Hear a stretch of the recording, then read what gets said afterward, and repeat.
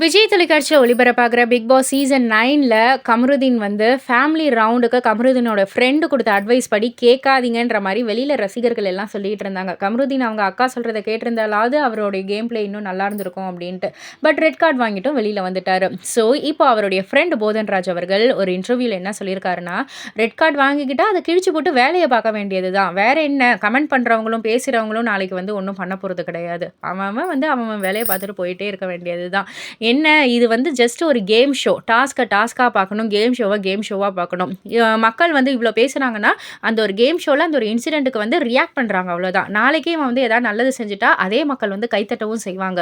So இதுதான் மக்கள் அப்டின்ற மாரி வந்து அவர் சொல்லியிருக்காரு. ஸோ இது வந்து கடுமையான விமர்சனத்துக்கு உள்ளாக்கியிருக்கு. ரசிகர்கள் பலரும் இந்த வீடியோவ ஷேர் பண்ணி நெறைய திட்டுகளும் திட்டிக்கிட்டு இருக்காங்க. ஸோ இதெல்லாம் பத்தி நீங்க என்ன நினைக்கிறீங்க? உங்களுடைய கருத்து என்ன? அப்டின்றத கீழ உள்ள கமெண்ட் பாக்ஸ்ல குறிப்பிட்டு சொல்லுங்க. மறக்காம சேனல சப்ஸ்கிரைப் பண்ணி பக்கத்துல உள்ள பெல் ஐகான கிளிக் பண்ணிடுங்க.